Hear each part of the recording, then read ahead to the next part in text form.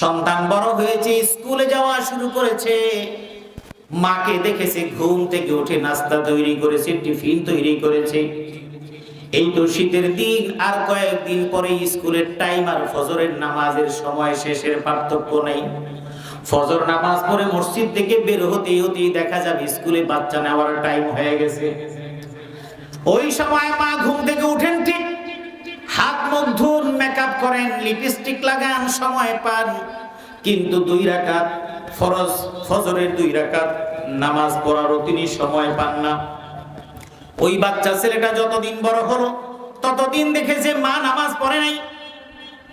সকালবেলা মা যদি স্কুলে নিয়ে গেছেন, দেখছেন বাবা ঘুমায়, ওই সন্তানটা দেখেছে বাবা মা দুইজনের একজনও নামাজ পড়ে নাই।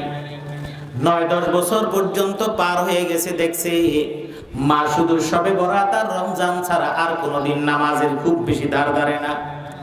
মাঝে মাঝে কখনো মন খারাপ থাকলে নামাজ পড়ে। বাবা শুক্রবার নামাজ পড়ে, জুমার দিন নামাজ পড়ে, ঈদের নামাজ পড়ে, রমজানের তারাবি পড়ে, মাঝে মাঝে নামাজ পড়ে।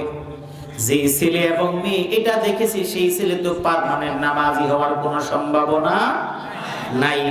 তাহলে বোঝা গেল বাবাও নামাজ পড়ে নাই, মাও নামাজ পড়ে নাই, সন্তানও নামাজ শিখে নাই। মেয়ে বের হয়, মেয়ে বড় হতে হতে দেখেছে মা যখন বের হয়েছে, স্কুলে যায় বাচ্চা, সাজে মায়, স্কুলে বাচ্চাকে দিয়ে মা সাজতে তার আধা ঘন্টা লাগে, কারণ স্কুলে বাচ্চা পড়বে কিন্তু সাজতে হয় মাকে। মা সেজে গুজে স্কুলে গিয়ে দাঁড়ায় কিংবা বসে থাকে। এই মেয়েটা বড় হতে হতে দেখেছে মা সালোয়ার কামিজ পরে, লিপস্টিক দিয়ে খোলামেলা ভাবে চুলটাকে স্টাইল করে তিনি সব সময় রাস্তায় চলেন। বাবাও পছন্দ করেন, মাও পছন্দ করেন। ওই ঘরের কন্যা সন্তান কখনো মাথায় কাপড় দেওয়াটা কখনো শিখবে না। ওই মেয়েটা দেখেছে মা কখনো পর্দা করে নাই। আলমারির মধ্যে অনেক কাপড়, ঘরের মধ্যে না পড়লেও বিয়ে শাদীর অনুষ্ঠানে সেজে গুজে খুব সুন্দর করে সেজে গুজে স্বামীকে দেখিয়ে বলে, দেখো কেমন লাগে। কখনো কখনো স্বামী মনে অজান্তে আফসোস করে বলে, আমি তো কাপড় আনলাম কিন্তু আমি দেখলাম না। বরং বহু মানুষ আছে স্বামীকে পরে দেখায় না, বলে তারে দেখানোর কি আছে, সে তো আমার স্বামী। কিন্তু স্বামী টাকা দিয়ে কাপড় কিনে দেয়, কিন্তু বিয়ের অনুষ্ঠানে পাবলিককে দেখানোর জন্য বউরা শাড়ি পরে সাজগোজ করে পাবলিকের সামনে যায়। ওই অনুষ্ঠানে যাওয়ার পরে গয়নাগাটি পরার পরে সবাই দেখে দেখে জিজ্ঞেস করে, মহিলাটা কে? বলে অমুকের স্ত্রী। অনেক সময় স্বামী খুব গর্ব অনুভব করে, আমার বউকে দেখে দেখে সবাই ক্রাশ খেয়ে গেছে, পোলাপান একেবারে অজ্ঞান হয়ে গেছে। আবার কোন কোন ইয়াং ছেলেরা এসে বলে, ভাবি কেমন আছেন?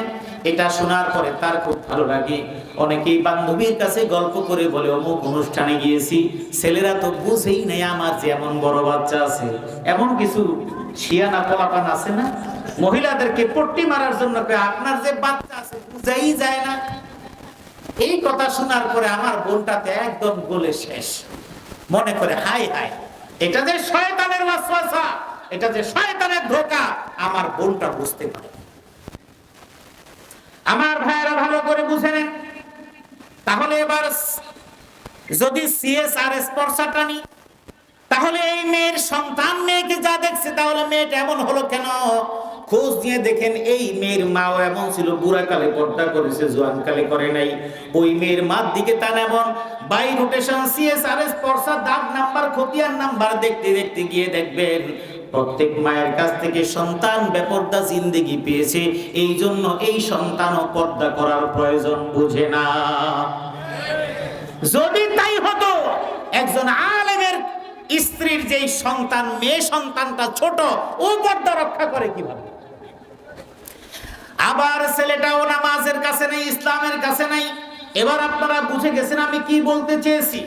তার মানে মা এবং মেয়ে তাদের আচার আচরণের মাধ্যমে ধীরে ধীরে সন্তানটা বড় হয়। এক সময় বাবাও বুড়া হয়, মাও বুড়া হয়, ছেলে বড় হয়ে গেছে, চাকরি বাকরি করে, বিয়ে শাদী করানো দরকার। এবার ছেলের জন্য পাত্রী খোঁজে, মা নামাজ পড়ো নাকি? কত বড় বাপ পারে মা নামাজ পড়ো, বলে যে মেয়ের মা বলে হ্যাঁ মাশাআল্লাহ নামাজ পড়ে। কারণ এখন এই বাড়ির বউ অর্থাৎ যিনি ছেলের মা, তিনি এখন বয়স হয়েছে, তিনি এখন নামাজের মর্যাদা বুঝেন। কিন্তু তিনি যখন এই বউয়ের মতো বয়স ছিলেন তিনি নামাজে যান নাই। সুতরাং আপনি নিশ্চিত থাকেন আপনার ছেলের বউ বেনামাজি ছাড়া নামাজে আসার সম্ভাবনা নাই। কারণ আপনারও পছন্দ হবে না, আপনার ছেলেরও পছন্দ হবে না। এরপরে হাজার রকমের সমস্যা। বহু মুরব্বীরা বলেন হুজুর দোয়া করেন, ছেলের বউ ঘরে আনছি নামাজ পড়ে না।